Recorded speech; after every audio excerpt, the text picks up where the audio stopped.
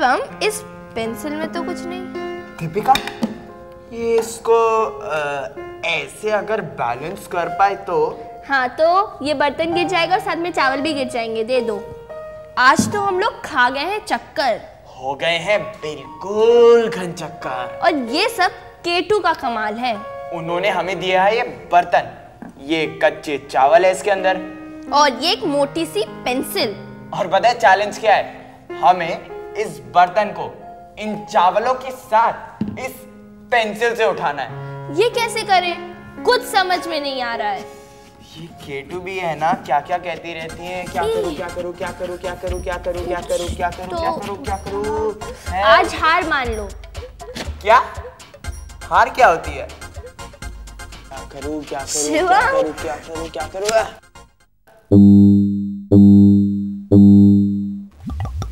शिवम, ये कैसे किया तुमने?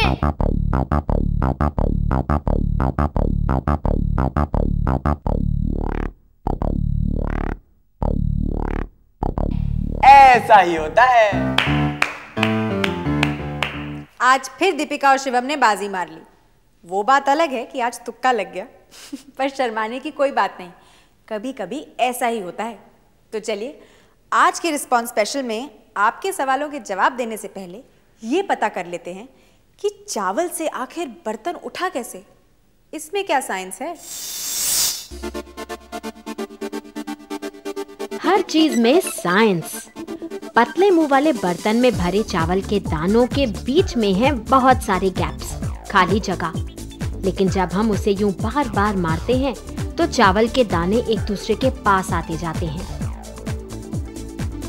इतने पास कि वो पेंसिल को चारों तरफ से कस लेते हैं। पेंसिल के साथ बर्तन भी उठाता है। ऐसा ही होता है, और ऐसा होने का साइंटिफिक कारण है घर्षण, फ्रिक्शन। वाओ। साबुन के बुलबुले बनाने में कौन सी बड़ी बात है?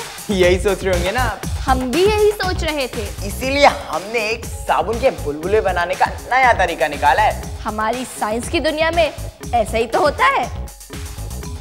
टॉर्च के ऊपर फिट कर दिया है प्लास्टिक के डिब्बे का ढक्कन। अब उसको गीला करते हैं साबुन के सॉल्यूशन से और फिर बनाते हैं उसके ऊपर बुलबुला।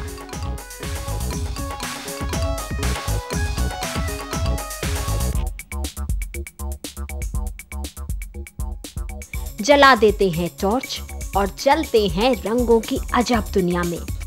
रंग जिनके बारे में आपके बहुत से सवाल हमें मिल रहे हैं। सोप बबल्स के इन रंगों का कारण है खुद बबल का आकार, एक सैंडविच की तरह, साबुन की दो परतों के बीच पानी। व्हाइट लाइट जब बबल की एक परत पर पड़ती है तो वो मुड़ती है और बिखर जाती है अपने रंगों में। ये रंग पहुंचते हैं दूसरी परत पर और यहाँ मिलते हैं। कुछ तरंगे आपस में जुड़ जाती हैं, रंगों को और भी चमकीला बनाती हैं, लेकिन कुछ एक दूसरे को कैंसिल कर देती हैं। यही कलर इंटरफेरेंस बुलबुले पर इन रंगों को पैदा करती है। रंग कौन से दिखेंगे डिपेंड करता है कि बुलबुलों में साबुन की परतें कितनी मोटी हैं। रंग क्या है? क्या रंगीन बबल्स बनाकर दिखाए वैसे इन दोनों ने। पर मैं भी केटू हूँ भाई, आपके सवाल का जवाब दूंगी एक मॉडल के साथ। पर आप हमेशा याद रखिएगा कि साइंस बड़े बड़े लेबोरेटरीज और मोटे मोटे इक्विपमेंट्स में नहीं है, हमारे एटीट्यूड में है। जरूरत है एक स्पिरिट ऑफ इंक्वायरी की, क्यों, कैसे, व्हाई, हाउ, ये सब पूछने की। तो चलिए ये सब प्रूव करती हूँ फटाफट। एक होममेड प्रिज्म के साथ। चलिए। होममेड प्रिज्म बनाने के लिए 3 ऑर्डिनरी स्लाइड्स कांच की, ये किसी स्टेशनरी दुकान पर मिल जाएंगी। इन्हें चिपकाना है एक ट्रायंगल में। अब प्लास्टिसीन की परत के ऊपर सावधानी से खड़ा कर देते हैं और भर देते हैं पानी। हो गया प्रिज्म तैयार। दिख रहा है ना स्पेक्ट्रम। अब बारी रेडीमेड प्रिज्म की, क्योंकि सवाल है कि प्रिज्म लाइट को बिखेरता क्यों है। जवाब है रिफ्रैक्शन। रिफ्रैक्शन या परावर्तन। जब प्रकाश एक माध्यम से होकर दूसरे में जाता है तो वो सीधा न जाकर झुक जाता है, मुड़ जाता है। अब सफेद प्रकाश एक नहीं अनेक रंगों से बना है और हर रंग की अलग वेवलेंथ, इसीलिए हर रंग अलग एंगल पर झुकता चला जाता है। एक क्रम में सबसे कम वेवलेंथ वाला बैंगनी एक सिरे पर और सबसे लंबी वेवलेंथ वाला लाल प्रकाश दूसरे सिरे पर। इसी को कहते हैं डिस्पर्जन। आसमान में इंद्रधनुष भी इसी कारण बनते हैं।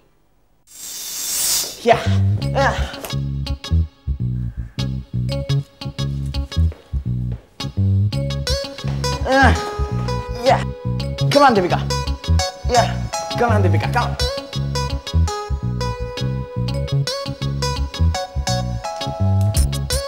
Yeah. Statue with lights. हमारी इन लाइट्स के साथ हम अपना खेल खेलते हैं स्टैचू। और खेल खेल में ही हमने उठाया आपका अगला खेती, जो ये है कि ट्रैफिक लाइट्स में इन्हीं दो कलरों का इस्तेमाल किया होता है, मतलब हरा या लाल। लाल देखते ही ड्राइवर के पांव ब्रेक पर। हम चल रहे हो तो रुक जाते हैं। लाल रंग खतरे का है। हर भाषा में एक ही मतलब, सावधान, रुक जाओ। दूसरी तरफ हरा, हरी लाइट हो या हरी झंडी, मतलब है जाओ, आगे बढ़ जाओ। ट्रैफिक लाइट में यही रंग क्यों? जवाब जुड़ा है रंगों की एनर्जी से, वेवलेंथ से। लाल रंग अपनी लंबी वेवलेंथ के कारण सबसे कम बिखरता है और दूर से ही नजर आ जाता है। ऐसे में ड्राइवर को दूर से ही पता चल जाता है कि रुकना है और वो पहले से ही गति कम कर लेते हैं। दूसरी तरफ हरा, हरा स्पेक्ट्रम के बीच का रंग है, लाल से एकदम अलग। बहुत दूर से ना दिखने के कारण ये खतरा नहीं रहता कि ड्राइवर जल्दी से गति बढ़ाकर निकल जाने की कोशिश करे। हर देश में ट्रैफिक सिग्नल में इन्हीं रंगों को यूज़ किया जाता है। यह एक इंटरनेशनल स्टैंडर्ड है और इसकी जड़ें भी साइंस में।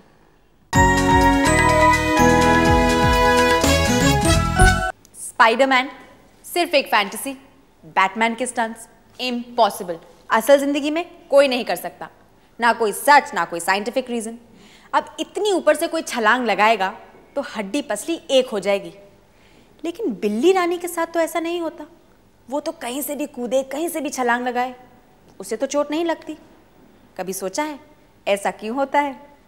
चलिए, इसका साइंटिफिक जवाब भी हम बिना बिल्ली को कुदवाए एक नकली बिल्ली से काम चलाते हैं और पता करते हैं ऐसा क्यों होता है। ऊंचाई से गिरने पर भी अपने पैरों के बल गिरना बिल्ली रानी की खूबी है। यही खूबी उन्हें बहुत ऊपर से गिरने पर भी चोट से बचाती है।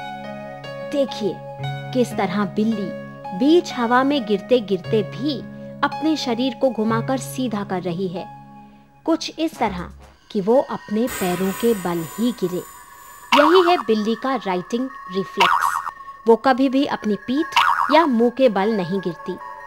और तो और गिरते समय वो अपने पंजों को फैला लेती है और नीचे गिरने की रफ्तार को कम कर लेती है।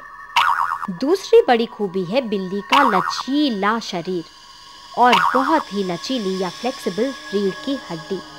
बिल्ली के शरीर में कॉलर बोन भी नहीं है। हम बिल्ली जो नहीं है, इसीलिए तो मैं कहता हूँ कि कभी जोश में आकर ऊंची जगह से कूदने की गलती मत कीजिएगा, वरना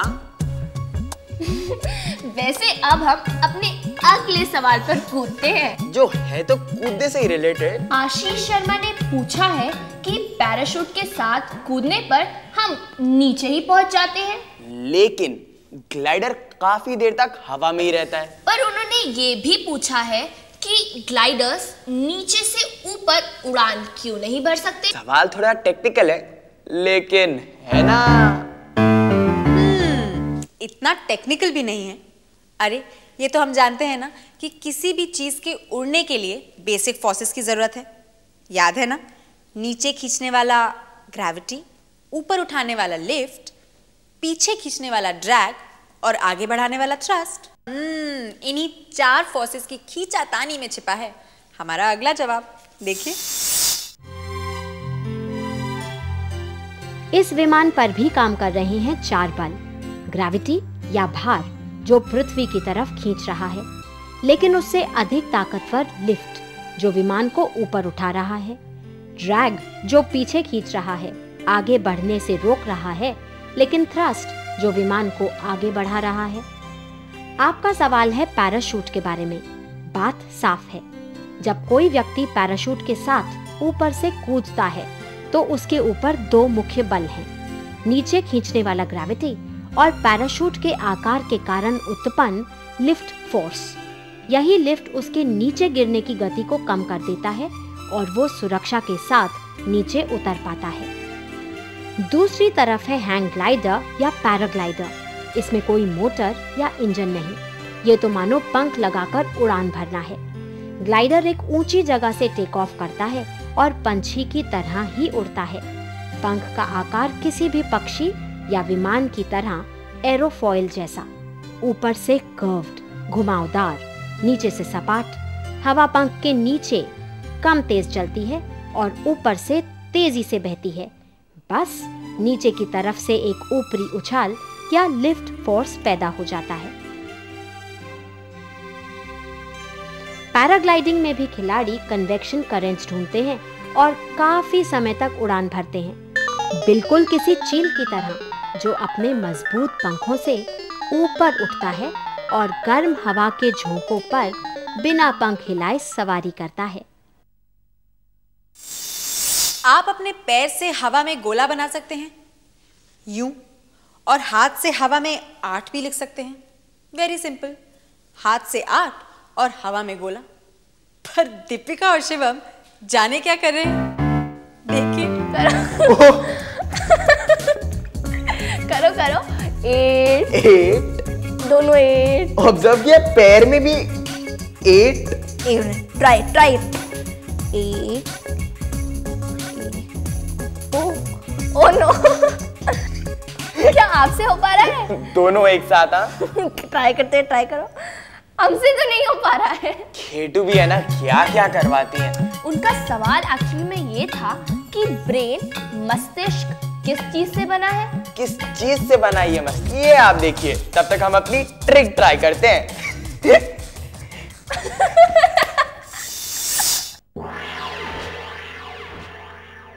हमारे शरीर का असली बॉस हमारा ब्रेन, मस्तिष्क। चलते हैं ब्रेन के अंदर। ब्रेन जो है तो छोटा सा, लेकिन शरीर के किसी भी दूसरे अंग से अधिक ऑक्सीजन और ब्लड सप्लाई यूज करता है। हमारा ब्रेन बना है करोड़ों नर्व सेल्स या न्यूरॉन्स से। हर न्यूरॉन हजारों दूसरे न्यूरॉन्स से जुड़कर एक बड़ा ही कॉम्प्लिकेटेड सर्किट बनाता है। आफ्टर ऑल, हमारे शरीर में जो कुछ भी होता है वो ब्रेन ही कराता है। ब्रेन का सबसे बड़ा हिस्सा सेरेब्रम। इसी के कारण हम सोचते हैं, याद रखते हैं और जब चाहें हिलते डुलते हैं। मतलब हम पढ़ाई कर रहे हों या खेल के मैदान में हों, सेरेब्रम ही काम कराता है। सेरेब्रम को 2 हिस्सों में बांट सकते हैं, लेफ्ट और राइट। मजे की बात यह है कि लेफ्ट सेरेब्रम शरीर के राइट साइड के मसल से काम कराता है और राइट सेरेब्रम लेफ्ट साइड के। सेरेब्रम के नीचे है सेरेबेलम, छोटा पर काम का। संतुलन, बैलेंस और मसल्स के एक साथ काम कराने का काम सेरेबेलम का। मतलब हम खड़े होते हैं, चल पाते हैं, लिख पाते हैं तो सेरेबेलम के कारण। तीसरा हिस्सा ब्रेन स्टेम भी कम ताकतवर नहीं, यही तो मस्तिष्क को स्पाइनल कॉर्ड से जोड़ता है। साथ में जिंदा रहने के लिए जरूरी सभी काम जैसे सांस लेना, खाने को पचाना और रक्त के संचार को भी काबू करता है। ब्रेन एक बहुत बढ़िया मशीन है, किसी सुपर कंप्यूटर से भी बढ़िया और उससे भी अधिक कॉम्प्लिकेटेड। अगला केतली, आपका सवाल, जिसके जवाब के साथ केटू बिल्कुल तैयार है एक मजेदार एक्सपेरिमेंट के साथ।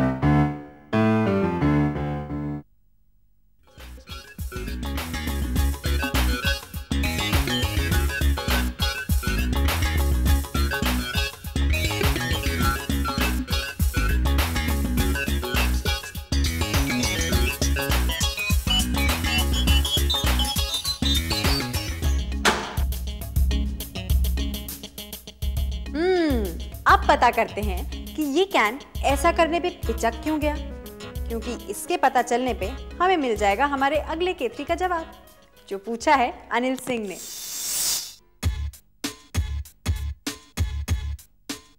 इस पुराने डिब्बे में चम्मच भर पानी डालकर जब हमने गर्म किया तो जल्दी ही पानी उबलने लगा।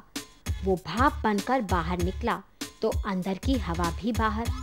अब इस डिब्बे के अंदर है वैक्यूम, मतलब ये बिल्कुल खाली है, इसके अंदर कुछ नहीं, और बन गया है लो प्रेशर, बहुत कम दबाव। ठंडे पानी के बर्तन में डालते ही ये कैन पिचक जाता है, कारण बाहर का दबाव।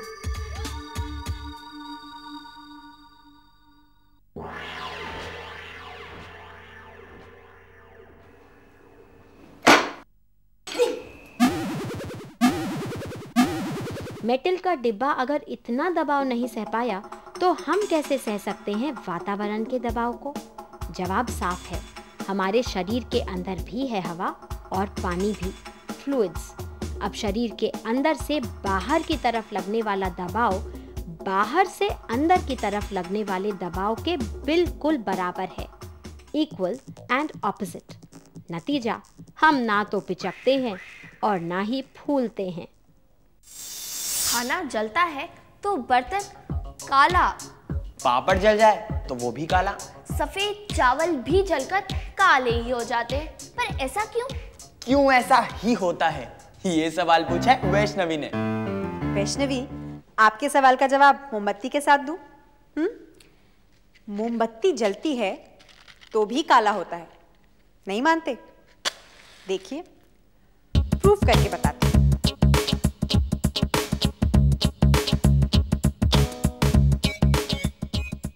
मोमबत्ती की लौ में रखा गया चाकू भी हो गया है काला, और ये भी है सूट या कालिक, वही जो चीजों के जलने पर पैदा होती है। ये तो हम सब जानते हैं कि ज्यादातर चीजें बनी है कार्बन से। सूट कार्बन के पार्टिकल्स ही है। जब कोई चीज जलती है तो आग से निकलता है प्रकाश, गर्मी और गैसें, साथ में बनती है कालिक या सूट। कालिक कितनी, ये निर्भर करता है कि क्या चीज जल रही है, कितनी तेजी से जल रही है और उसे कितनी ऑक्सीजन मिल रही है। जलते समय जितनी अधिक ऑक्सीजन मिलेगी उतनी कम कालिक, मतलब उतनी कम सूट पैदा होगी।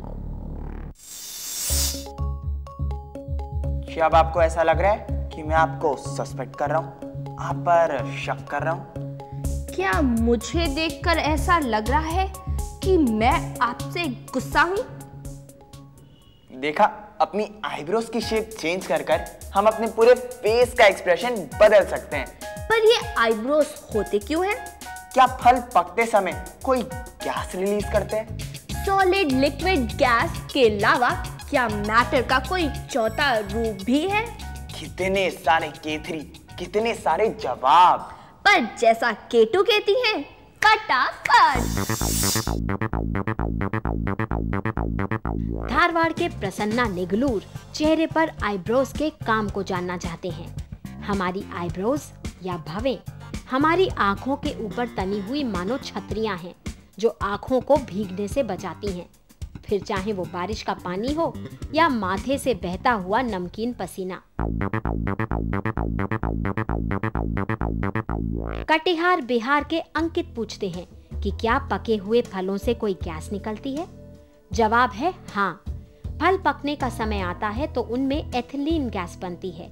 एथिलीन एक सिंपल हाइड्रोकार्बन गैस है जो कि फल के अंदर बहुत सारे बदलाव शुरू करने का इशारा है। वही बदलाव जो फल को कच्चे से पका बनाते हैं। रंग, रूप, आकार, स्वाद और खुशबू, लगभग सभी कुछ बदल जाता है फल के पकने पर।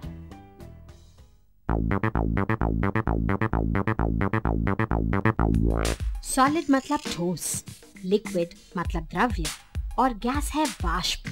पदार्थ के 3 रूप हम जानते हैं, लेकिन मैटर का चौथा रूप जानना चाहते हैं रजत सिंह। मैटर का चौथा रूप है प्लाज्मा।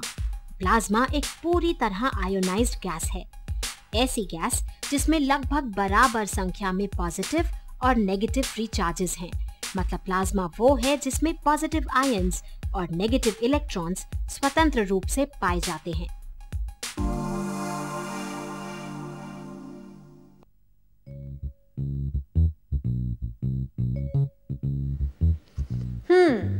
मैं बहुत परेशान हूँ।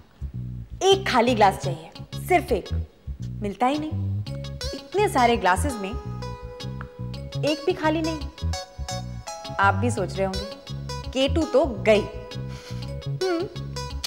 अब ये खाली तो नहीं है ना, इसमें भरी हवा का क्या करूं, उसे तो मैं नहीं निकाल सकती। समझ गए? तो चलिए एपिसोड नंबर 27 के कॉन्टेस्ट नंबर 14 के results. Episode number 27, contest number 14। हमने दिखाया था एक्सपेरिमेंट और पूछा था कि क्या ग्लास में डाला गया ये टिश्यू पेपर गीला होगा।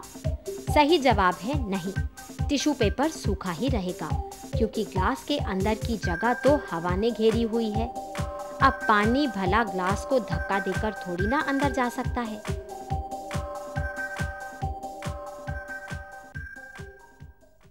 चलते हैं दीपिका और शिवम के पास, क्योंकि उन्होंने कुछ मजेदार तैयारियां की हुई हैं, वो भी नींबू के साथ।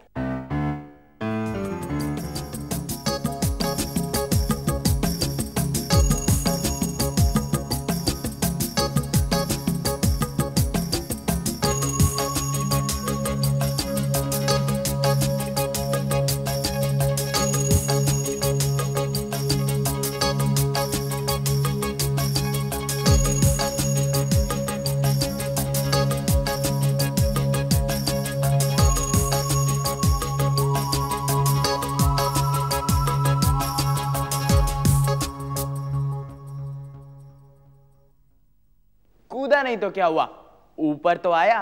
पर ऐसा क्यों हुआ? ये भी एक साइंस का नियम है। इसीलिए तो हम कहते हैं हमारे चारों तरफ साइंस है। खेल के मैदान में भी साइंस है। और अगले हफ्ते हम वहीं पहुंच रहे हैं, वहां जहां सचिन का बल्ला, भज्जी की बॉल और सानिया का रैकेट है। तो अगले हफ्ते देखिए साइंस, देख खेल के। देख खेल के, और मेरी बात मानिए, आप भी क्या उठेंगे? देख खेल के, क्योंकि ऐसा ही होता है।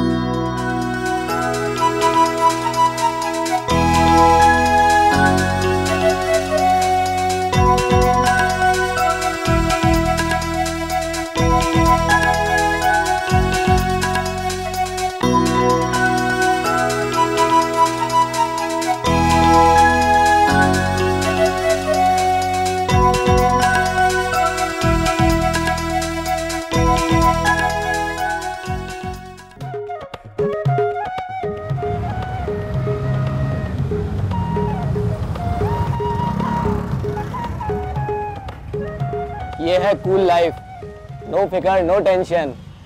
एक हम है कंगले। पर यार एक्सीडेंट हो गया तो? तू भी जनानियों की तरह उधेड़-बुन में लगा रहता है। जिंदगी एक ही बार मिलती है, एंजॉय। अब कहाँ चल दिया? मेरी इकोनॉमिक्स की क्लास है। अबे तेरे बिना वहां क्या कमी रह जाएगी? मैं ये चैप्टर नहीं समझ पाऊंगा। जा बाय।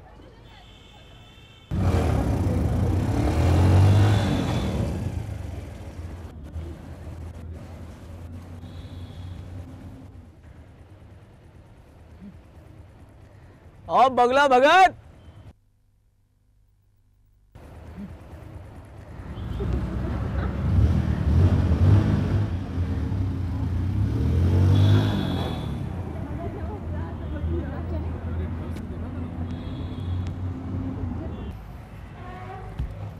यार तू तो रहेगा हमेशा कुएं का मेढक, लेकिन भैया हम तो दुनिया में फुल ऐश करेंगे। यार तू समझता क्यों नहीं यार? क्या अक्ल मुझे भी है, मुझे पता है कि हमें नौकरियां करनी होंगी। आज तक जिंदगी पढ़ते पढ़ते गुजर गई, 2 साल बाद सर पे नौकरी की तलवार टंगी होगी और हम कौन सा लाट कलेक्टर बन जाएंगे, बस गुजारे लायक तनख्वाह होगी। इस दुनिया में इतनी मौज है, मस्ती है, ऐश है, उसमें हमारा हिस्सा कहाँ है? क्या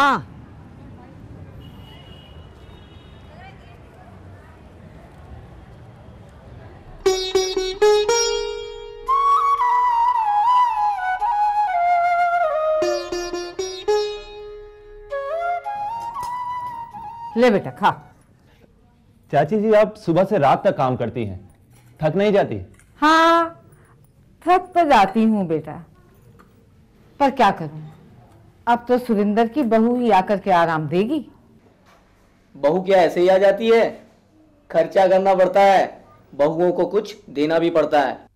अरे मेरी बहू आए तो सही, मैं उसे सोने की चूड़ियां पहनाऊंगी, सोने की। हाँ अरे अब मोबाइल क्या देख रहा है? तुझे क्या मालूम, मैंने एक एक पैसा जोड़ जोड़ कर अपनी बहू के लिए सोने की चूड़ियां बनवाई हैं। मनीष बेटा, ये तेरा दोस्त है, इस तरह इसका ध्यान रख। स्कूल तो इसने तेरे साथ पार कर ही लिया है। ले ले सागौन ले ले। नहीं नहीं। क्यों? अरे ले भी ले। अबे यार, वहाँ हमारे ग्रुप का क्रेडिट कार्ड चलता है। क्रेडिट को हिंदी में कर्ज कहते हैं। तुझे नहीं पता, मेरा ग्रुप बहुत दिलदार है। 100 के नोट तो वो कुछ समझते ही नहीं। जिस दिन तुझे उन्हें दावत देनी पड़ेगी तब क्या करेगा? वो तुझे फ्री में देकर आदत बिगाड़ रहे हैं। मर्द बच्चा हूं मैं, तो बस जरा मस्ती के लिए, आदत वादत में नहीं डालूंगा। जब चाहे यूं छोड़ दूंगा। तो अभी छोड़ दे।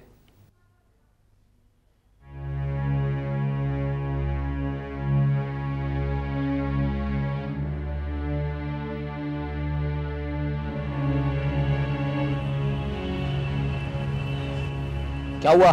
मना कर गया। मैं तो पहले ही कह रहा था, गोली मारो उसे। इसकी भेजे में बात नहीं आएगी, इसकी किस्मत में खुश रहना नहीं लिखा है।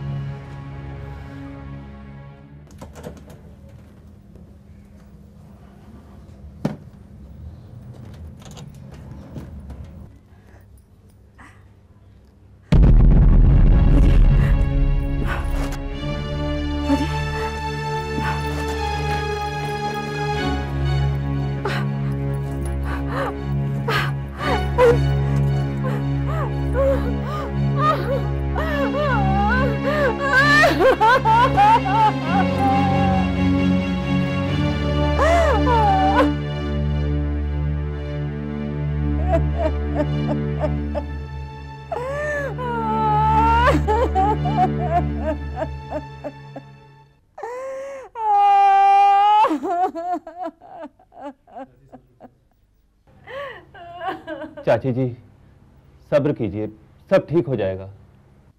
अरे कैसे सब्र करूं बेटे, कितनी मुश्किल से अकेली ने मैंने ये बेटा पाला है, और ये बेटा मुझे ये रंग दिखा रहा है। अरे मैं तो किसी से कह भी नहीं सकती। न जाने कैसे कैसे पैसे जुटा के मैंने इसकी बहू के लिए चूड़ियां बनवाई थी। बहू के लिए बनवाई थी ना, पेट ने ले ली तो क्या आफत आ गई? अरे नास पीटे, अरे तू चला जा, एक तो चोरी ऊपर से सीना चोरी। मुझे अपने घर में बाहरी लोगों का दखल पसंद नहीं। आप जाओ। अरे अरे ओ सत्यानाशी, चुप हो जा। मनीष बेटे, तो इसकी बातों का बुरा मत मानना। चाची जी,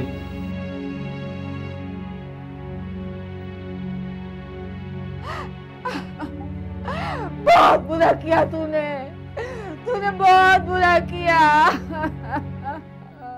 डॉक्टर साहब, मेरे बच्चों को बचा लीजिए। आप थोड़ा सब्र रखिए, चिंता ना करिए, हम अपनी तरफ से पूरी कोशिश करेंगे। सुरेंद्र, हम आपको 15 दिन के लिए इस सेंटर पे रखेंगे। दवाइयों एवं बातचीत द्वारा हम आपका इलाज करेंगे, पर एक बात का ध्यान रखना होगा, दवाइयों से इस आदत से छुटकारा नहीं मिल सकता। इसके लिए आपको अपना आत्मविश्वास बढ़ाना होगा, और अगर इस आदत को छोड़ने की तुम मन में ठान लो तो दुनिया की कोई ताकत आपको रोक नहीं सकती। इस बात को हमेशा ध्यान रखना।